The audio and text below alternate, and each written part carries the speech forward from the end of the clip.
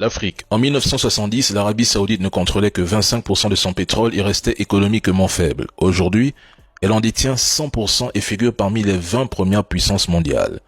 Maîtriser ses ressources stratégiques est une clé de la puissance. Pourtant, on nous vend souvent des partenariats gagnant-gagnant qui masquent une réalité plus dure, brutale.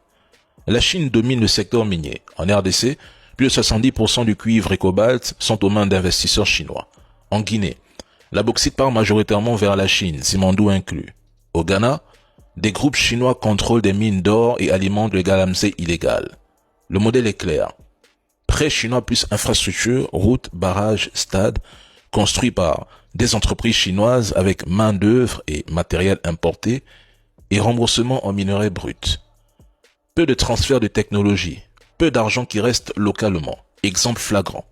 Sicomine RDC 2008, 6 milliards de dollars d'infrastructures promis seulement, 825 millions réalisés selon les audits, contre des ressources valant des dizaines de milliards.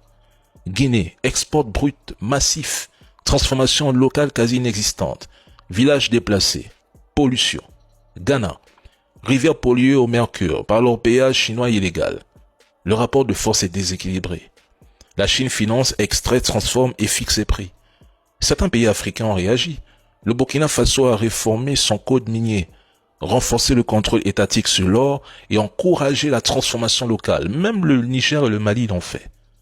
Mais l'Afrique ne doit plus rester dépendante de qui que ce soit. Nos ressources doivent financer notre industrialisation et notre souveraineté économique, pas seulement enrichir les puissances extérieures. L'Afrique est une puissance.